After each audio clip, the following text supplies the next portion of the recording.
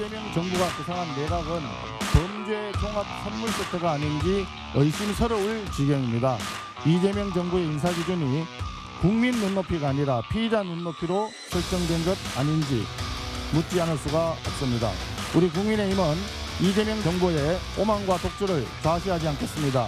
법을 우롱하는 후보자에 대해 반드시 고발 조치에 착수할 것이며 형식적 청문회를 악용한 무도한 인사농단을 결코 좌시하지 않을 것입니다.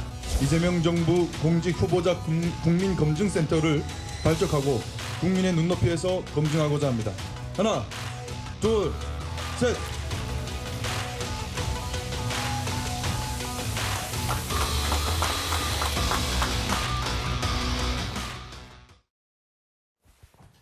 오는 14일 그러니까 다음 주 월요일부터 이재명 정부 초대 장관 후보자들에 대한 인사청문회가 줄줄이 예정이 돼 있습니다. 이 때문에 오늘 오전에 국민의힘이요, 영상으로 먼저 보신 것처럼 자체 인사검증기구인 이른바 국민검증센터 출범식을 열었습니다. 장관 후보자들에 대한 송곳 검증을 예고하면서 행동에 나선 건데 그야말로 창과 방패의 대결이 예상이 됩니다. 하지만 여대 야소 구도인 만큼 어차피 청문 보고서 채택 여부와 상관없이 여당 단독으로 임명이 모두 가능합니다. 또 총리와는 또 달라요. 총리는 인준을 거쳐야 되지만 장관들은 그냥 청문회 이후에 임명이 가능하고요. 그리고 또 한 가지, 총리 인사청문회 때 국민의힘이 그닥 어떤 효과를 보이지 못했습니다. 주진우 의원 빼고는 아무도 없었다라는 좀 비난을 받기도 했었는데 자, 국민검증센터를 통해서 국민의힘이 이번에 뭘 보여주려고 하는 겁니까?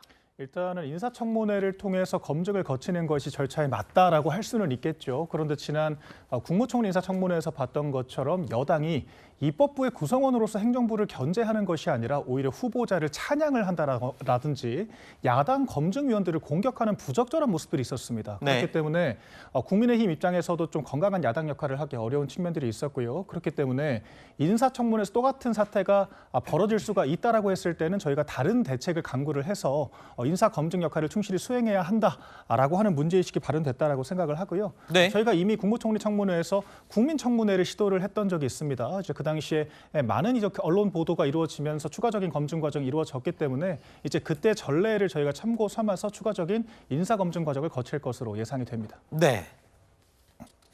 자, 국민의힘이 국민검증센터를 통해서 이번 청문회 때 날카롭게 창끝을 갈고 있다면요. 이와 반대로 반면 한 명의 낙마도 없이 내각 구성을 모두 이루는 것이 목표다라고 민주당은 이야기하고 있습니다. 청문회 시작 전부터 거센 야당의 공세에 대해서 대승적이고 통큰 정치를 기대한다. 그러면서 큰 방패를 마련하고 있습니다. 다음 주부터 인사청문회 시즌이 열립니다. 새 내각이 조속히 구성되고 자리 잡는 것 또한 민생경제 회복의 시작입니다. 민주당은 후보자 흠집 내기가 아니라 누가 국민에 헌신하는 진짜 일꾼인지 그 역량을 검증하는 인사청문회를 준비하겠습니다. 새 정부가 조속히 내각을 구성해 국정 운영에 나설 수 있도록 야당의 대승적이고 통큰 정치를 기대합니다. 민주당은 단 한 명의 낙오자 없이 내각 구성을 마무리하겠다라고 입장을 말하고는 있습니다만 각 후보들 일부에서 여러 가지 의혹들이 벌써부터 불거져 나오고 있습니다. 특히 이진숙 교육부 장관 후보자의 경우는 논문 표절 의혹, 연구윤리 위반 논란까지 더해지고 있는데요. 후보자 측에서는 청문회에서 소명하겠다는 입장입니다. 그런데 저런 의혹들, 논문 표절 의혹이나 뭐 이런 것들은 입증이 굉장히 가능해요. 맞습니다. 그렇기 때문에 단 한 명도 낙오자 없이 하겠다라는 게 과연 현실적으로 가능할지 궁금합니다. 제가 역대 인사청문회에서 낭만 사례들을 좀 찾아봤거든요. 네. 그러니까 희한하게 좀 교육부하고 네. 보건복지부가 좀 많았더라고요. 그런데 이제 논문 표절이라든지 아니면 위장 전입이라든지 뭐 성 관련 논란, 막말 논란 이런 것들이 주로 이제 낙마 사유로 이제 꼽혀지더라고요. 네. 근데 그때 당시에 또 상황을 살펴보니까 가장 중요한 거는 이게 국민 여론이더라고요. 네. 그러니까 똑같은 논문 표절이어도 어떤 후보자는 통과가 됐고 네. 어떤 후보자는 또 낙마했습니다. 네. 그러니까 그걸 살펴보니까 그때 당시에 얼마나 검증에 있어서 국민들께 공감을 주는, 쉽게 말해서 한 방에 있었느냐 없었느냐인 것 같더라고요. 아무리 지금 다수당이라고 하더라도 국민 여론이 안 좋으면 그것을 버티기가 어렵거든요. 네. 근데 그거는 바로 초반에 좀 결정이 나는 것 같아요. 그래서 저는 이 국민의힘에서도 사실 무조건 뭐 낙마를 한 명 이상 뭐 몇 명 이상 해야 된다. 사실 이게 중요한 게 아닙니다. 네. 저는 개인적으로 생각했을 때 최근에 국민의힘이 국민들로부터 가장 박수받았을 때가 시정연설에서 대통령에게 악수하고 네. 환담 나누고 박수 쳐줄 때 저는 그때 오히려 국민들이 국민의힘이 견제할 땐 견제하고 또 협조할 때 하는구나라고 오히려 더 좋은 모습을 봤다고 생각하기 때문에 네. 검증은 철저하게 하시되 너무 꼭 낙마에 목맬 필요는 없다. 제가 이런 말씀 드리겠습니다. 근데 지금 말씀 들어보니까 같은 논문 표절이라고 해도 논문 표절의 정도에 따라서 낙마하는 게 아니라 네. 그때 시점의 여론과 분위기가 더 중요하다. 지금 그렇게 맞습니다. 말씀하시는 거예요? 네네. 그래서일까요? 지금 권오을 국가보훈부 장관 후보자도 또 역시 논문 표절 의혹이 이준숙 장관 후보자랑 같이 제기가 됐습니다. 근데 두 후보자 모두 공통적으로 얘기하는 게 이 의혹에 대해서 청문회 때 밝히겠다 그래요.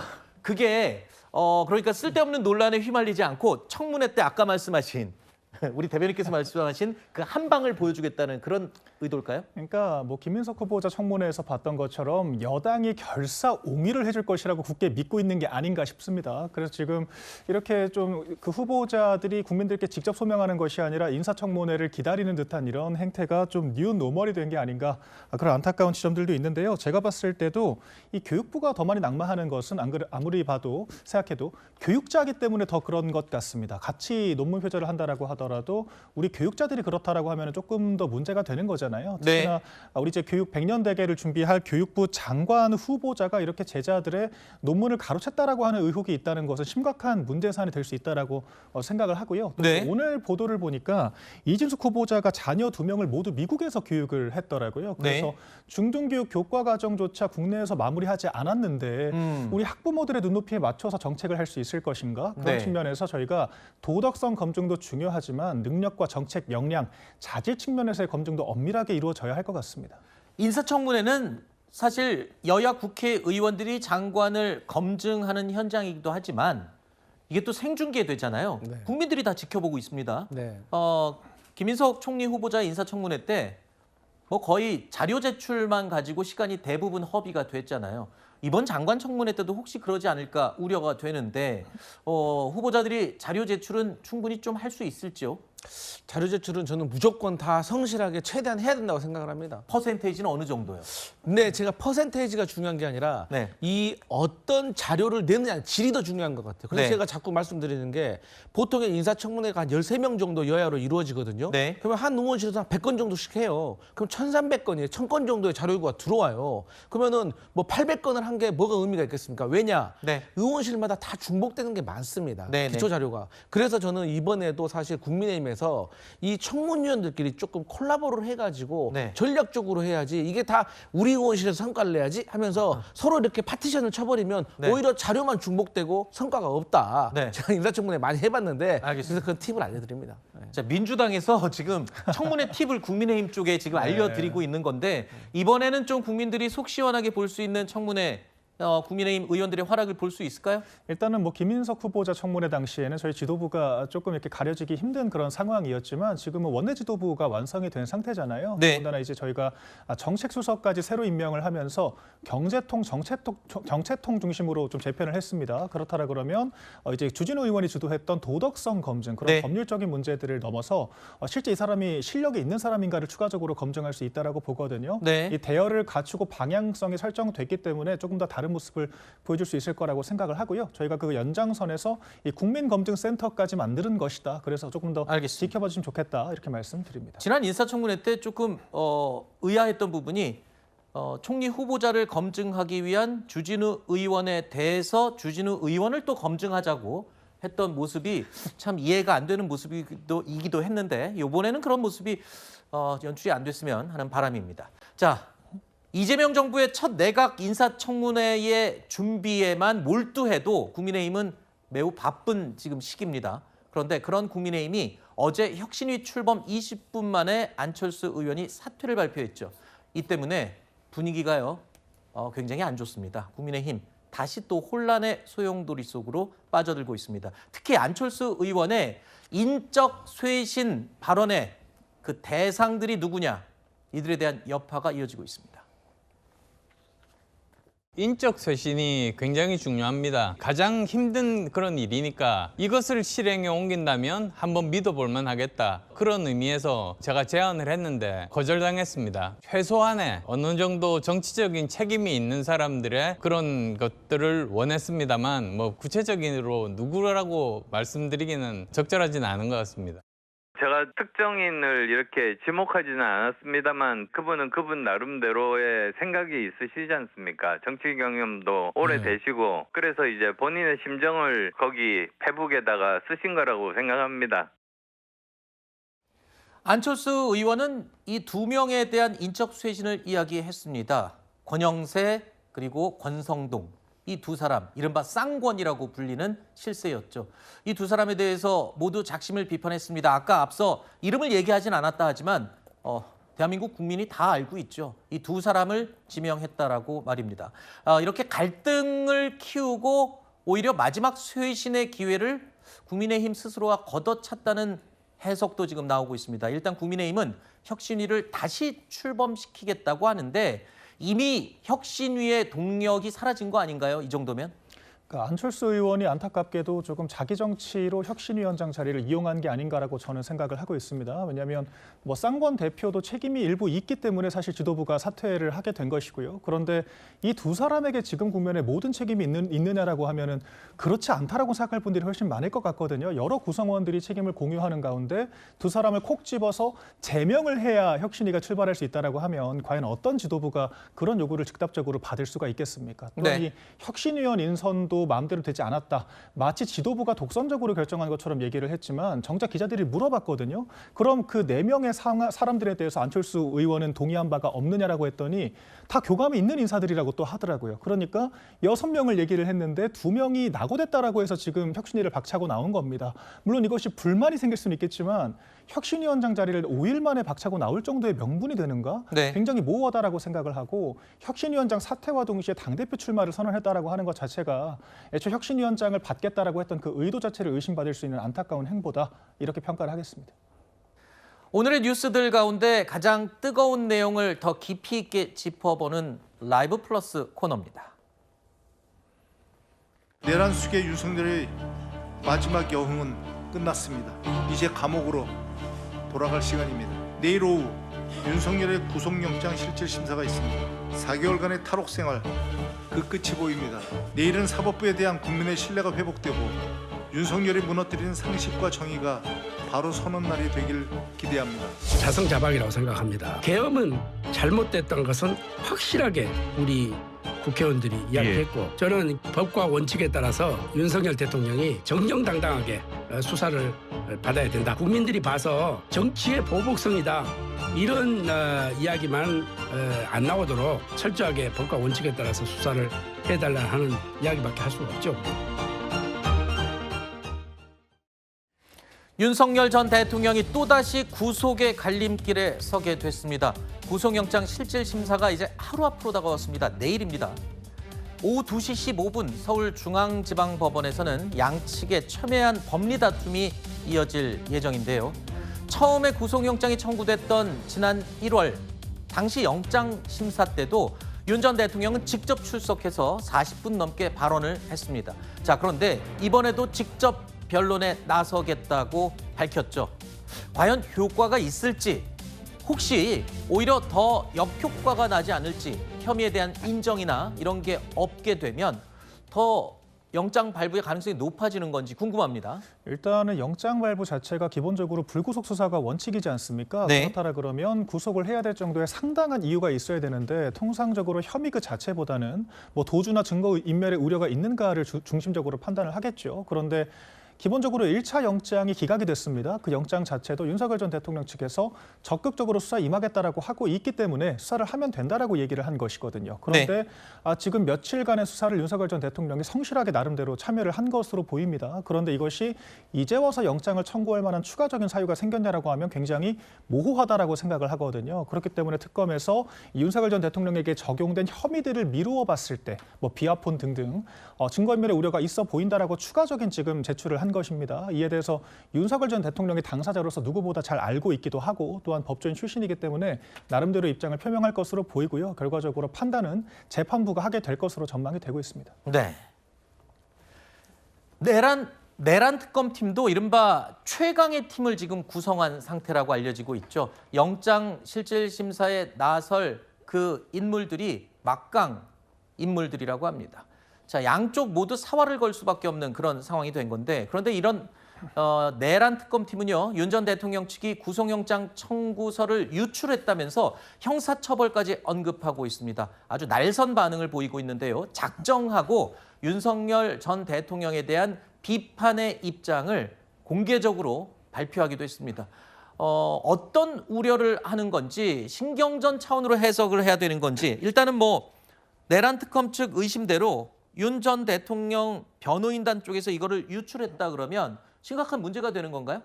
그럼요. 근데 이제 그 피의 사실 공표라는 거는 수사 기관에 해당되는 것이지 변호인 측에 해당되는 혐의는 아닐 겁니다. 네. 그렇기 때문에 만약에 이게 사실이라고 하면 개인정보 유출이라든지 다른 방식의 혐의를 적용할 수 있을 것 같습니다. 그러니까 내란 특검팀에서 윤석열 대통령 측에서 이 피의 사실을 유출했다고 지금 보고 있고, 이것이 상당히 질이 안 좋다라고 판단하는 것은 이것들이 자칫 다른 공무원들에게 나쁜 영향을 줄 수가 있기 때문인 것이죠. 예를 들어서 지금 강무구 대통령 부속실장이 계엄에 관련된 이 선포문을 사후에 만들어가지고 한덕수 총리, 김용현 장관에게 서명 받았다는 것이 국무회의가 어떤 정당성을 부여하기 위한 조작이라고 볼 수가 있는 것이거든요. 여기에 대해서 윤석열 대통령 측이 아니다. 왜? 강우구란 사람은 이 계엄 선포문을 작성할 권한이 없는 사람이기 때문에 권한이 없는 자는 사문서 위조, 공문서 위조에 해당이 안 된다라고 이제 반론을 펼치면 이와 관련된 다른 공범들에게 이게 시그널로 전해질 수가 있는 것이고, 또 김성훈, 강우구, 윤석열 전 대통령 이 세 명에 대한 변호사가 한 명이 공동으로 수임을 한 게 있어요. 근데 보통은 형식적으로라도 다 따로따로 선임을 하거든요. 그래서 이러한 것들을 봤을 때, 내란팀이 봤을 때는 윤석열 전 대통령께서 증거 인멸의 우려가 있고 사건을 조작할 수가 있고 또 비아폰 서버 같은 걸 삭제할 수 있는 이런 우려가 있기 때문에 아무래도 구속영장에 어떤 인용이 될 가능성이 높아진 것 같다 이렇게 보여집니다.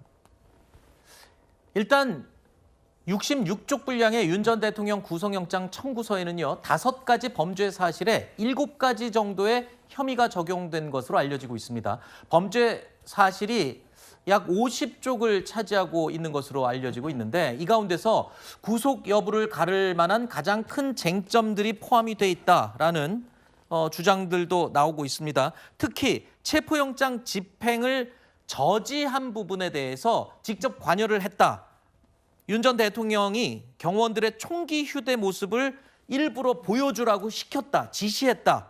뭐 이런 내용까지 있어요. 그러니까 지금까지 우리가 언론을 통해서 듣지 못했던 새로운 내용들이 지금 이 영장 청구서에 굉장히 많이 담겼어요.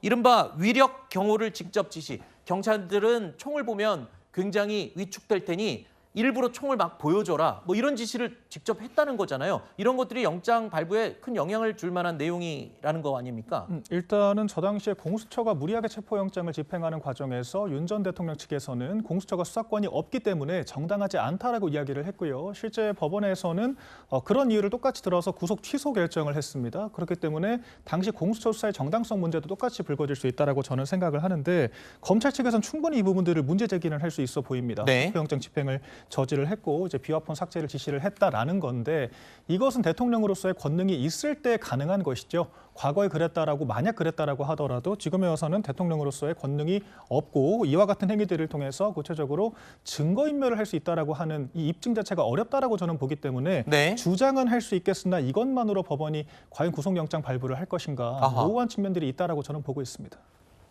우리 오늘 이 자리에 있는 두 분의 패널도 정반대 입장입니다. 우리 대변인께서는 발부 가능성이 매우 높다. 여기 또 다른 대변인께서는 아니다. 가능성이 낮다. 글쎄요. 어떻게 나올지요. 내란 특검은 내일 영장심사에서 관련자들의 진술 변화를 중요한 증거인멸 시도 정황으로 내세울 거라는 관측이 나오고 있습니다. 김성훈 경호처 차장 같은 경우에는 변호인이 있을 때 이 변호인은 또 윤석열 전 대통령의 변호인과 겹치기도 하고 막 윤석열 전 대통령한테 유리한 진술하다가 변호사가 잠깐 자리를 뜨니까 본인 항변하고 윤석열 전 대통령한테는 불리한 진술했다라는 거 아닙니까? 이게 바로 증거인멸의 가능성, 증인 회유의 가능성이 높다라고 볼 수밖에 없는 부분이에요. 법원 입장에서. 그러면 이거는 영장이 발부될 가능성 매우 높고. 그러니까 지금까지 진술했던 이 관계인들이 뭔가 입장을 바꾸거나 내용을 바꿔서 진술을 했다는 거죠. 호위무사를 자처했던 김성훈 전 경호처 차장, 굉장히 강경한 인물로 여태까지 알려져 있었는데 이 김성훈 전 차장이 진술 태도를 바꾼 것으로 지금 전해지고 있습니다. 심지어 당시에 체포영장을 집행할 때 나는 숭고한 임무를 띠고 지금 수행할 뿐이다. 이렇게까지 얘기했던 호위무사였는데 자, 김성훈 차장이 입장을 바꿨다? 어떻게 받아들여야 될까요? 저희 민주당이나 저 같은 개인적으로 예상했던 일입니다. 아, 그래요? 예, 우리가 보통 이제 정치권에서 흔히들 일어나는 범죄 사건이 공직선거법이잖아요. 그러면 처음에 현직에 있을 때는 충성을 다합니다. 또 그걸 이길 수 있을 것 같아서 자신감이 있습니다. 그런데 자꾸 이제 수사가 시작되고 증거들이 나오기 시작하면 이 증거들에 의해서 본인들이 주장하던 것들이 다 탄핵이 되는 거거든요. 네. 그렇게 되면 이제 결정을 해야 되는 순간이 옵니다. 그럼 우리가 재수의 딜레마라고 하는 것이죠. 네. 그래서 이제 윤석열 전 대통령 같은 경우는 김성훈 전 차장이 보기에 어차피 이분은 내란과 관련돼서 유죄가 판명이 되면 1년을 더해지나 10년을 더해지나 어차피 무기징역인 거예요. 네. 하지만 김성훈 전 차장 같은 경우 체포 저지했다는 거, 이 직권남용이라든가 이 부분만 본인이 좀 빠져나갈 수 있으면 이분은 사실상 경미한 처벌을 받을 수 있는 가능성이 있는 것이거든요. 네. 그렇기 때문에 인간적으로라도 사실 윤석열 전 대통령에게 조금 뭐 본인을 좀 도와줄 수 있는 그런 것들을 조금 원할 수 있는 그런 인간적인 어떤 심리가 있을 것이다. 네. 그리고 이제 본인 주변에서 다 얘기할 겁니다. 이제 변호사들이. 그런데 또 JTBC 보도 내용에 따르면 김성훈 전 차장이 진술 자체를 나는 번복한 적이 없다라고 또 강력하게 주장을 하고 있습니다. 그렇다면 기존의 진술의 내용을 특검에서 다르게 또 해석을 한 건지 그것도 궁금하네요. 그러니까 김성훈 전 차장 같은 경우는 일관되게 경호처의 관리자 총책임자로서 대통령을 경호해야 한다라고 하는 경호법상의 임무를 수행한 것에 불과하다라고 이야기를 했지 네. 않습니까? 그래서 진술 자체가 당시에 경호처장으로서 당연히 마땅히 해야 될 일을 한 것이다. 그런 식의 일관된 진술을 펼쳤을 것으로 보이고요. 이제 그 과정에서 세부적인 내용을 좀 찝어서 특검에서 특별하게 좀 이렇게 해석을 했을 여지는 있어 보입니다만은 기본적으로 김성훈 차장의 그 주장 그 자체를 신뢰하는 것이 맞다라고 저는 아직까지는 생각을 하고 있습니다. 알겠습니다. 자, 이런 상황에서요. 비상계엄 기획자로 의심을 받고 있는 인물이죠. 노상원 전 정보사령관이 구속기한 만료를 앞두고 있었는데요. 어제 법원이 추가 구속영장을 발부했습니다. 도주 우려, 증거인멸 우려 등을 이유로 들었습니다. 법조계 일각에서는 이번 결정이요. 윤 전 대통령 구속 여부에도 상당한 영향을 미칠 수 있다라는 관측도 나오고 있는 상황입니다. 내일 영장 실질 심사 결과 어떻게 나올지 지켜보겠습니다. Do they change on July 9th or August 1st? I think we'll have most countries done by July 9th, either a letter or a deal. I have the signed letters that went out to both South Korea and Japan today. As you see, we have these beautiful letters that the president has signed. This one is to the president of the Republic of Korea. Original signature on that, and these will be mailed. Both countries will be receiving a 25% tariff rate effective on August 1st. Can you tell me why he decided to start with South Korea and Japan? Are they annoying him? It's the president's prerogative, and those are the countries he chose. 12개 나라에 보냈다고 트럼프 대통령이 얘기했던 그 편지, 간밤에 트럼프 대통령이 예고했던 그 관세 서한이 우리나라에 도착했습니다. 결국 예고했던 그 12개 나라 안에 대한민국이 들어 있었던 겁니다. 모든 한국산 제품에 25%의 상호 관세를 부과하겠다라는 내용이었는데요.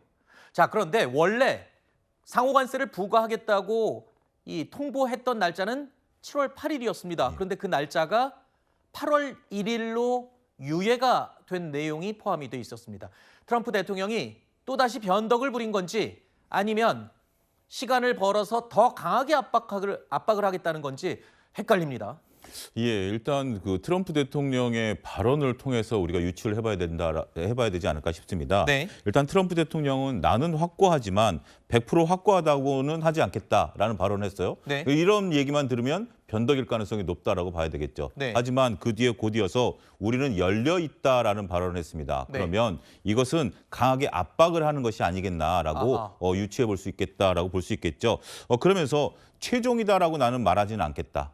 그리고 내가 원하는 것을 각 전화를 통해서라든지 갖고 오면 나는 고려해 보겠다라고 했기 때문에 어떻게 보면 우리가 현실적으로 7월 이제 이번 주까지 마무리해야 된다라는 것은 미국도 그렇고 우리도 그렇고 현실적으로 어려운 부분인데 이걸 또 마냥 끌고 갈 수는 없는 것이 또 양국 간의 관계 아니겠습니까? 네. 그렇기 때문에 이번에 8월 1일까지 3주간 유예를 줬고요. 특히 이재명 대통령에게 보낸 서한의 내용을 보게 된다라면 관세 및 비관세 그 장벽에 대해서 조정을 고려해라라고 얘기를 했습니다. 비관세 장벽이다라고 한다라면 대표적으로 우리나라 뭐 부가가치세라든지 뭐 여러 가지 직접적인 관세가 아닌 부분들인데 어찌됐든 이런 부분으로 압박을 가하고 있는 것이 아니겠나 네. 이렇게 말씀드릴 수 있겠습니다.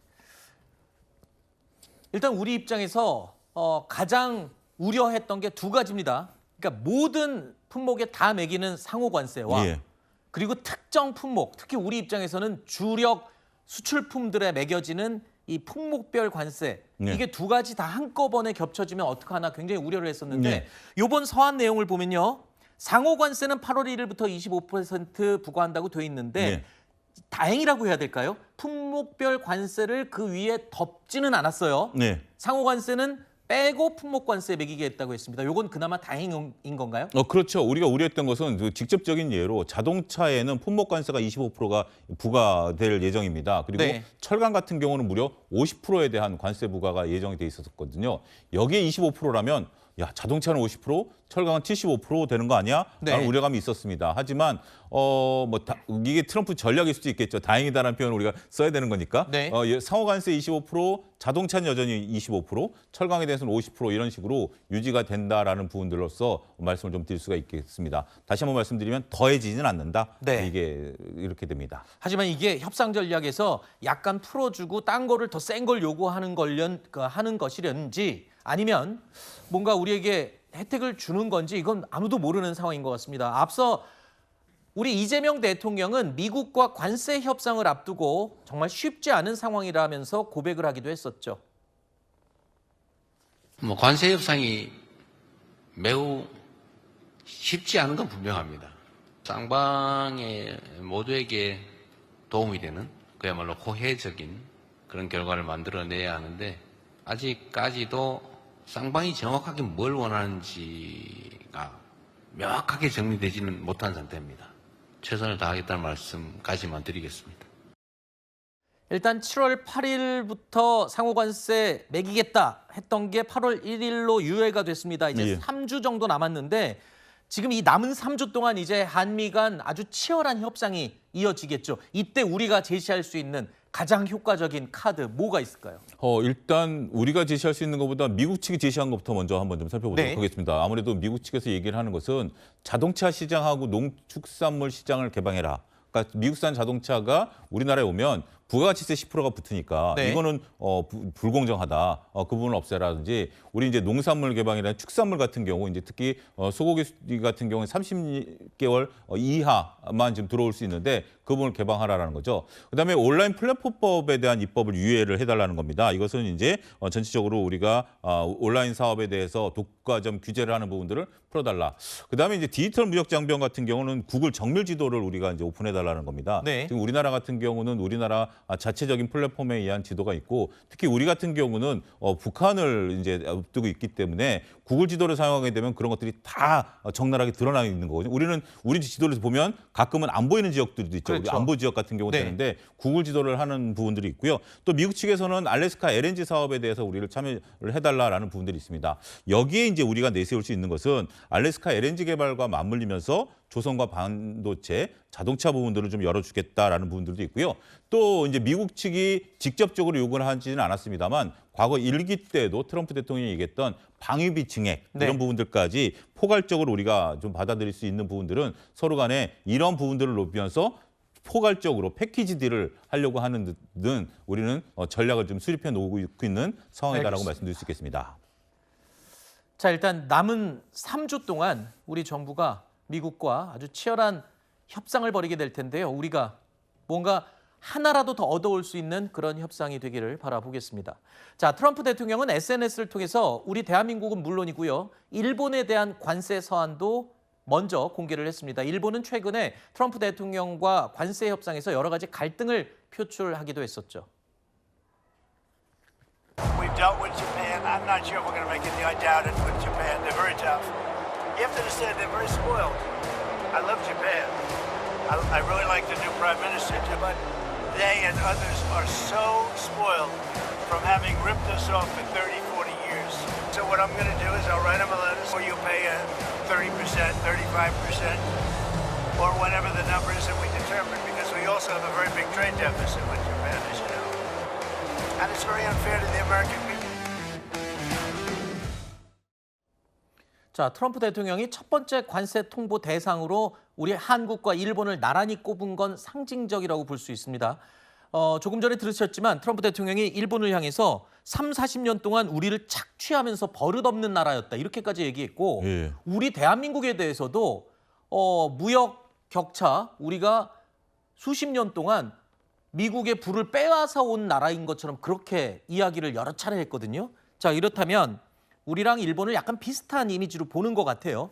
그러면 먼저 협상을 타결하고 시도를 했던 일본의 사례 어떻게 진행되는지도 우리가 면밀히 봐야 될 것 같습니다.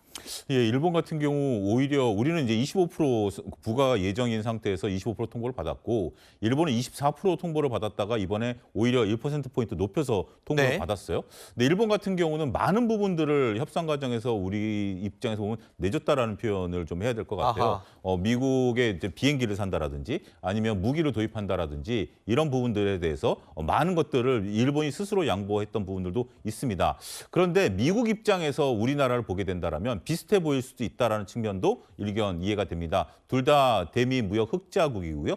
그다음에 미국과의 연관성, 방위성 이런 것들이 다 드러나고 있는 부분들, 특히 이제 미국산 자동차가 두 나라에서 공교롭게 잘 안 팔리고 있는 공통적인 부분들, 그다음에 농산물 문제도 일본은 또 양보 안 하고 있다라는 측면에 있어서 미국 측 입장에서는 한국과 일본이 같은 비슷해 보이는데 어느 한쪽을 먼저 타결해 버리면 다른 한쪽은 협상을 특별히 할 게 없는 거죠. 동일한 선상으로 들어갈 수밖에 없다라는 측면에서 같이 서한을 보냈고 같이 압박을 해서 아마 일괄 타결할 가능성은 좀 높다라고 봐요. 그렇기 때문에 어떤 하나를 먼저 함으로써 다른 것보다는 서로 간의 경쟁을 통해서 미국의 이익을 극대화하겠다라는 어떤 그 트럼프만의 전략. 그렇기 때문에 정말 외교적으로 우리가 특히 방송에서조차도 지금 거론하기 어려운 건데 이걸 외교적인 부분으로 얘기한 거 아니겠습니까? 이것은 어떻게 보면 트럼프 특유의 압박 전략을 통한 일괄 타결을 노리는 노림수가 아니겠나 이렇게 좀 분석이 가능할 것 같습니다. 알겠습니다.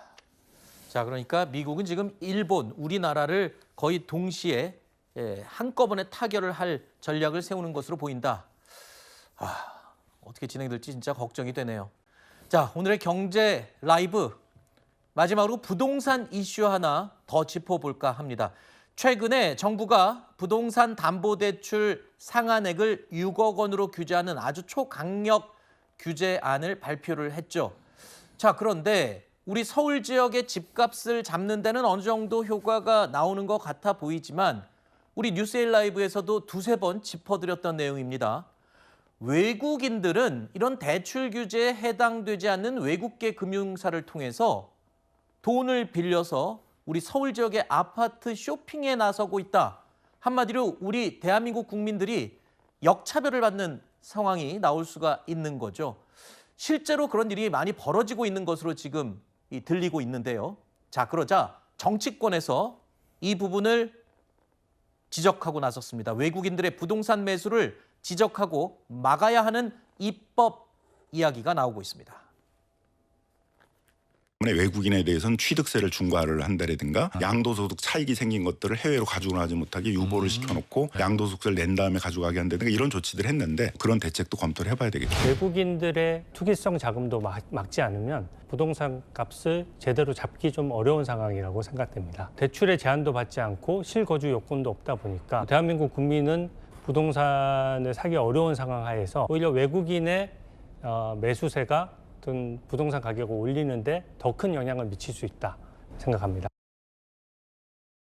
자, 그러니까 정치권에서도 지금 이 상황에서 우리 대한민국 국민이 외국인에 비해서 역차별을 받을 수 있다는 거를 심각하게 인지를 한 것 같아요. 하지만 이게 법안이 발의되고 실제로 이 적용되기까지는 시간이 좀 걸릴 텐데 뭐 외국인들이 그 사이에 또 투자해서 치고 빠져나가 버리면 그럼 또 말릴 방법은 없지 않습니까? 여러 가지 대책들이 뭐 가능할 것 같습니다. 그런 뭐 취득세 문제라든지 그런 부분들에 대해서는 어차피 세제 개편과 맞물리니까 네. 더욱더 시간이 오래 걸릴 수 있다라고 좀 보여지는데 가장 저는 현실적으로 만약에 정치권에서 법안을 발의한다라면 우리와 동일한 조건 실거주를 저는 주는 것이 가장 와서 살아라. 와서 사는 경우. 집 살 것 같으면. 그러니까 우리나라 같은 경우도 현재 지금 수많은 외국 분들이 우리나라에 와서 활동하고 계시니까 네. 그분들이 소득을 높여서 집을 사겠다라는 것을 우리가 막을 필요는 없겠죠. 그렇죠. 그런데 우리 같은 경우도 지금 현재 대출을 받으면 실거주 조항이 들어가 있는 거 아니겠습니까? 네. 그래서 충분히 능력이 된다라면 뭐 가격과 상관없이 실거주를 하시겠다라는 것에 대해서까지는 뭐 우리가 막을 수는 없겠죠. 하지만 그것이 가장 빠른 방법이다라고 생각을 하고 우리가 이제 뭐 취득세라든지 아니면 뭐 외국에서 대출 받은 것을 증명을 내라 이거는 또 우리가 여러 가지 외교적인 확인할 문제 길이 없잖아요. 확인할 길이 없는 네. 문제이기 때문에 이거는 좀 시간이 걸릴 수 있는 부분들이지만 가장 빠르고 효과적인 것은 실거주로 대한 부분들은 우리가 서둘러서 도입이 가능하지 않을까 말씀드릴 수 있겠습니다. 알겠습니다.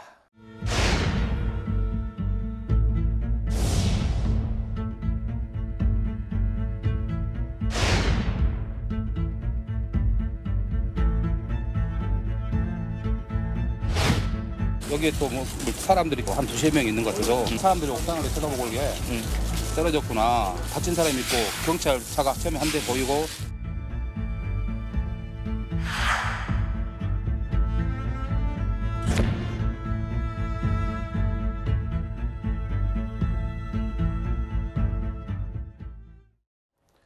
어제 경기도 광주의 한 고층 건물에서 10대 여성이 추락하는 사고가 발생했습니다. 그런데 이 추락한 여성 아래 길을 지나던 사람들 위로 떨어지면서 행인들이 봉변을 당했습니다. 지나가던 모녀가 큰 피해를 입었는데 피해가 상당하다면서요? 그렇습니다. 추락하는 과정에서 40대 어머니와 11살 딸 그리고 남성 위로 떨어지게 된 겁니다. 11살 딸 같은 경우에는 결국 사망을 하게 되었고요.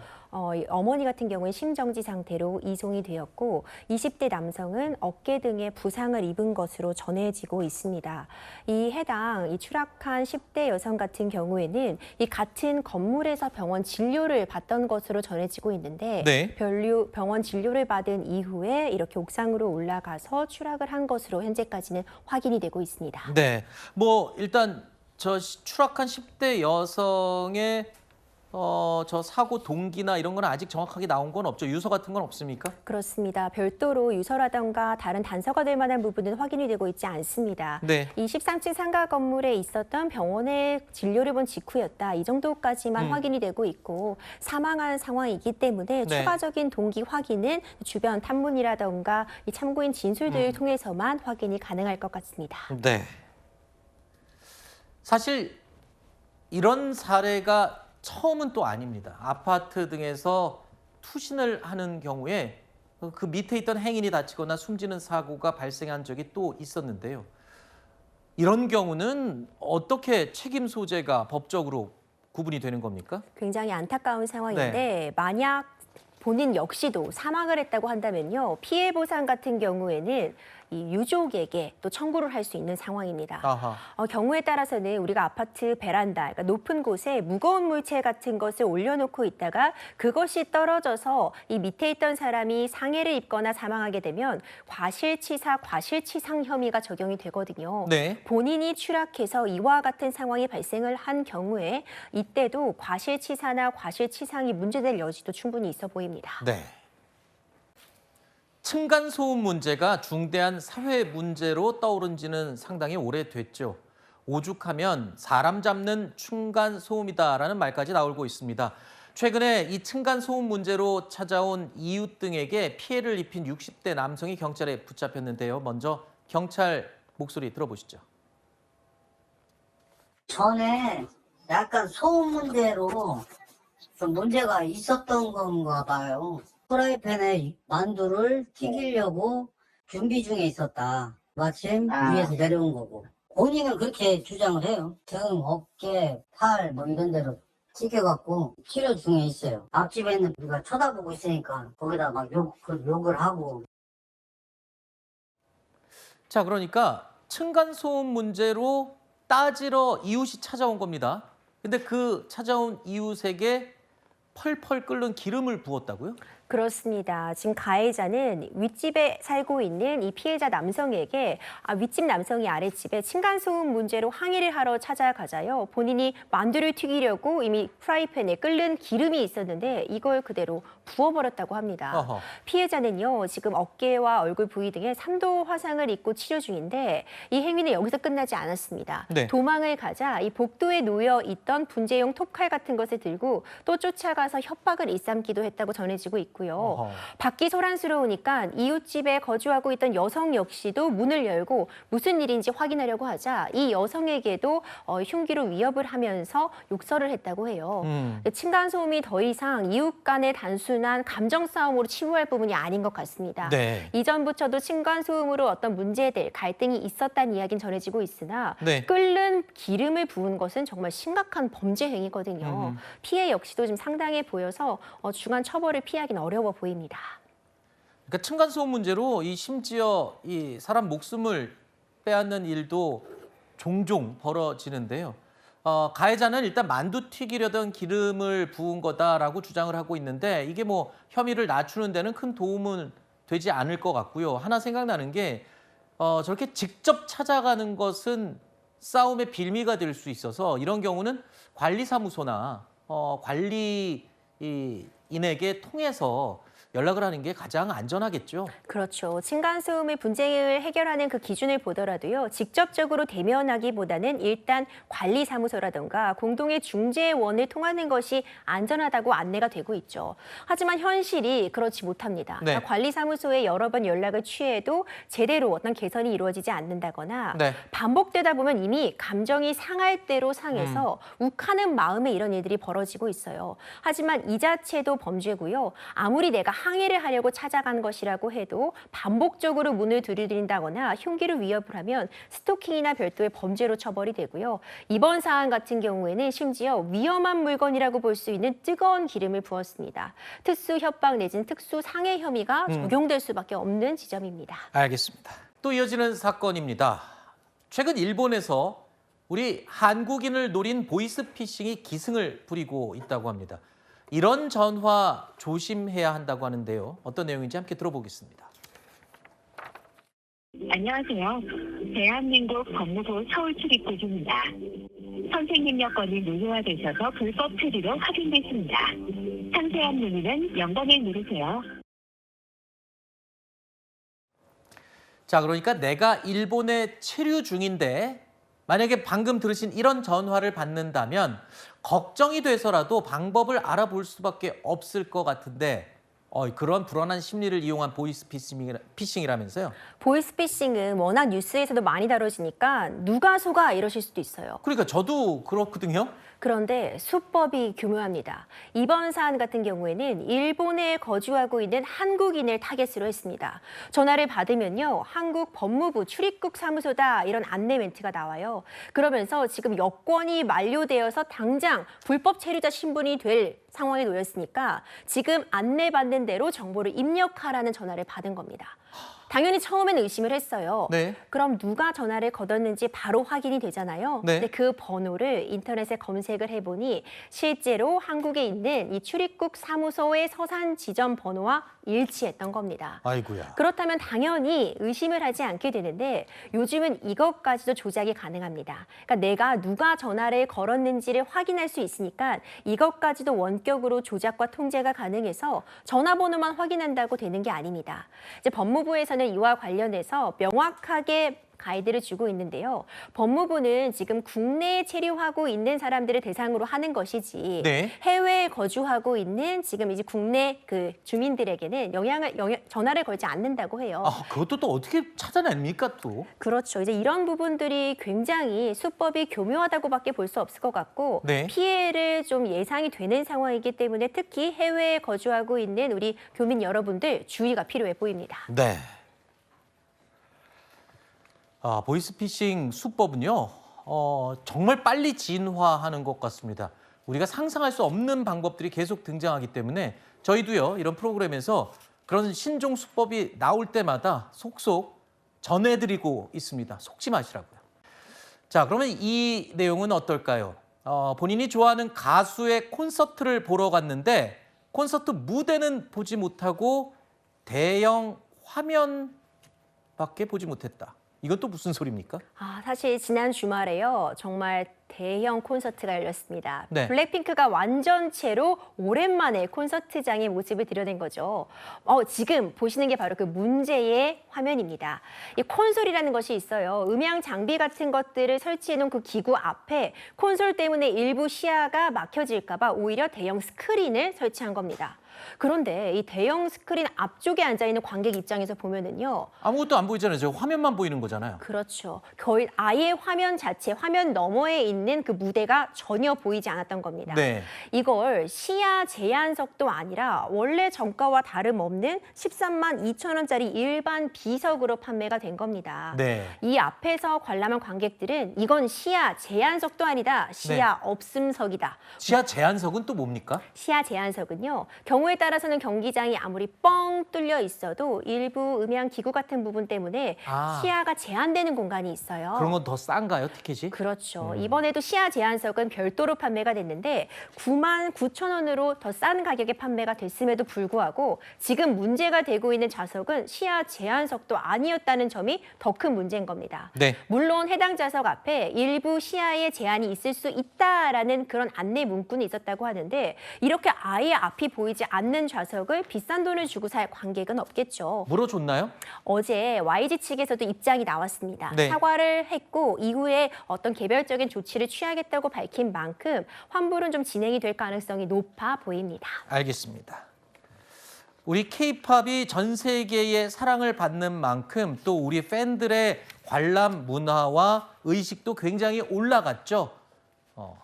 그러면 공연을 준비하는 쪽에서도 그 정도의 수준에 좀 맞춰주셔야죠.